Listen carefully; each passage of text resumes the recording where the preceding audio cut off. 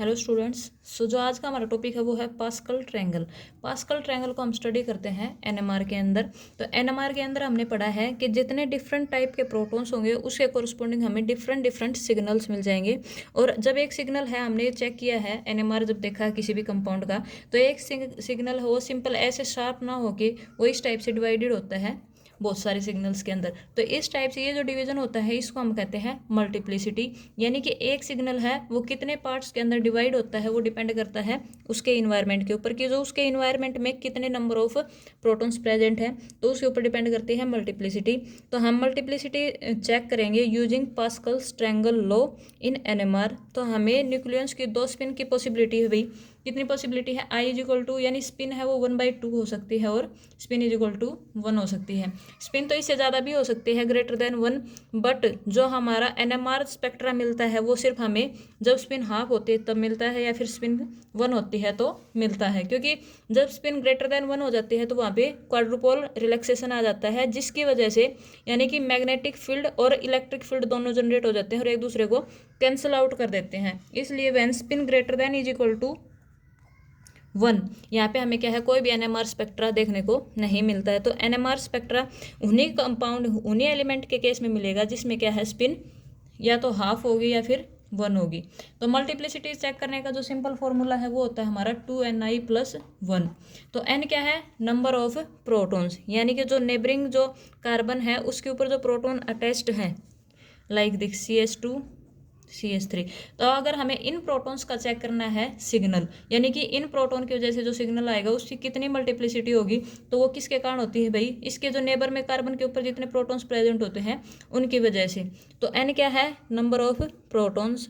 अब केस है फर्स्ट हमारा कि जब स्पिन कितनी हो भाई? 1/2। जब स्पिन 1/2 है तो उस टाइम पे क्या हो जाएगा, सबके केस में स्पिन 1/2 हो जाएगी। तो जो मल्टीप्लिसिटी है वो किस टाइप से आएगी? अगर नंबर ऑफ एटम्स कितने हैं? 0, तो 2ni+1 की वैल्यू क्या हो जाएगी? जब यहाँ पे n की वैल्यू 0 और i की वैल्यू 1/2 रखेंगे तो ये वैल्यू आ जाएगी हमारी 1 के इक्वल। इसी टाइप से जब n की वैल्यू क्या हो जाएगी? 1, तो यहाँ पे जब रखेंगे 2 × 1 × 1/2 + 1, तो यहाँ से इसकी वैल्यू क्या हो जाएगी? यानी कि जब नंबर ऑफ एटम्स 1 है उस टाइम पे जो स्पिन मल्टीप्लिसिटी है वो कितनी हो जाएगी? 2। When number of atoms is equal to 2, तो जो मल्टीप्लिसिटी है वो आ जाएगी हमारी 3। जब एटम्स 3 हैं तो मल्टीप्लिसिटी आ जाएगी 4, और जब एटम्स 4 हैं तो मल्टीप्लिसिटी आ जाएगी 5।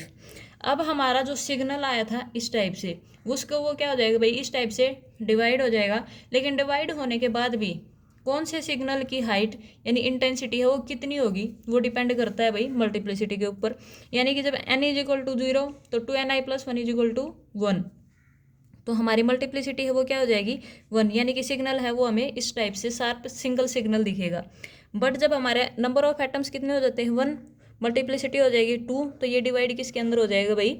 दो सिग्नल के अंदर डिवाइड हो जाएगा। ये वाला है ये इस टाइप से डिवाइड हो जाएगा, और जो दोनों की जो हाइट है वो क्या रहेगी भाई? सेम रहेगी। तो जब हमारे नंबर ऑफ एटम्स 1 और क्या है 2ni+1, ये कितने हो जाएंगे भाई? 1 और 1 के अंदर। ठीक है। ऐसे ही जब नंबर ऑफ एटम्स 2 हो जाएंगे तो स्पिन मल्टीप्लिसिटी कितनी हो जाएगी? 3 हो जाएगी। तो इस टाइप से डिवाइड हो जाएगा। 3 जो सिग्नल मिलेंगे, यानी कि जो सिंगल एक सिग्नल था वो इस टाइप से डिवाइड हो जाएगा। ठीक है। तो इसमें से जो इसकी हाइट होगी वो कितनी होगी भाई? साइड की तो हो जाएगी 1 और 1, और जो सेंटर में है 2, यानी कि इसकी और इनकी जो हाइट है सेकंड बीच वाले की, ये इस फर्स्ट वाले से क्या हो जाएगी भाई? डबल हो जाएगी। इसी टाइप से क्या है, जब नंबर ऑफ एटम्स 3 है तो जो स्पिन मल्टीप्लिसिटी है वो क्या हो जाएगी? 4 हो जाएगी। और जो सिग्नल स्प्लिट होगा उनका रेशियो हो जाएगा 1:3:3:3:1। ऐसे ही जब स्पिन मल्टीप्लिसिटी 5 होगी तो उनका जो रेशियो है वो कैसे आ जाएगा? 1:4:6:4:1। तो अब है कि ट्रिक क्या है कि हम इनको याद कैसे करेंगे, तो हम इनको फाइंड आउट कर सकते हैं इस टाइप से। जब एक मल्टीप्लिसिटी 1 है उस टाइम पे क्या हो जाएगा? मल्टीप्लिसिटी 1 यानी कि सिग्नल क्या रह जाएगा भाई? सिंगलेट। लेकिन मल्टीप्लिसिटी जब 2 हो जाती है तो एक इसमें स्प्लिट हो जाएगा, 2 के अंदर स्प्लिट हो जाएगा। लेकिन उनका जो मैग्नीट्यूड है वो क्या रहेगा? दोनों का बराबर रहेगा।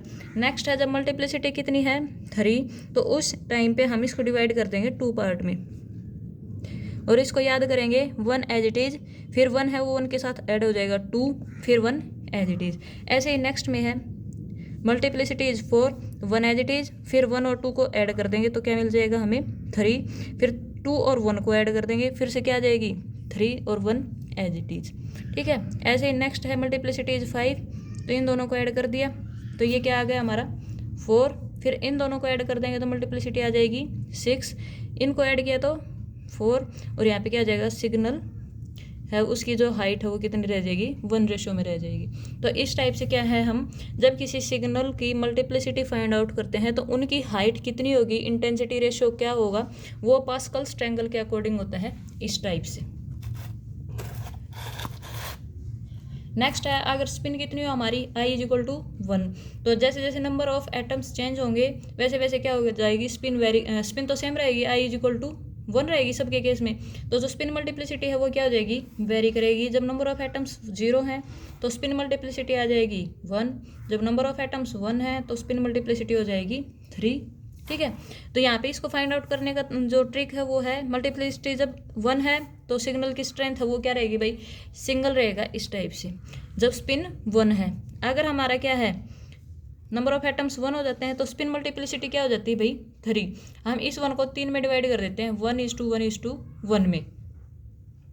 नेक्स्ट है, जब स्पिन 1 है, नंबर ऑफ एटम्स 2 हैं, तो स्पिन मल्टीप्लिसिटी इज 5, और जो सिग्नल है वो डिवाइड हो जाएगा 5 पार्ट्स के अंदर, 1:2:3:2:1। और इसको फाइंड आउट करते हैं, 1 है इसको फर्स्ट में एज इट इज रख लेंगे, फिर अगले में क्या करेंगे, 1 एज इट इज, फिर इन दोनों का सम कर देंगे यहाँ पे, फिर नेक्स्ट में इन तीनों का सम कर देंगे, फिर 2 का सम कर देंगे लास्ट दोनों का। ठीक है, पहले फर्स्ट को एज इट इज, फिर जो फर्स्ट 2 हैं उनका सम, फिर तीनों का सम, फिर लास्ट 2 का सम, और फिर लास्ट एज इट इज। ऐसे ही नेक्स्ट में करेंगे, 1 एज इट इज, फर्स्ट 2 का सम 3, फिर नेक्स्ट 3 का सम, फर्स्ट सेकंड और थर्ड का, तो कितना हो जाएगा, 6 आ जाएगा। नेक्स्ट फिर क्या है, एक को छोड़ देंगे उससे नेक्स्ट 3 का सम, तो ये हमारा आ जाएगा 7। फिर एक को छोड़ देंगे उसके बाद नेक्स्ट का, तो हो जाएगा 6। फिर एक को लेफ्ट करेंगे यहाँ से, अगले का क्या हो जाएगा, सम 3 हो जाएगा, और लास्ट में क्या रह जाएगा यहाँ पे 1। तो जब हमारी स्पिन कितनी होती है, I इज इक्वल टू 1, उस टाइम पे जो स्पिन मल्टीप्लिसिटी है according to Pascal triangle rule वो इस टाइप से डिवाइड हो जाएगी। Thank you.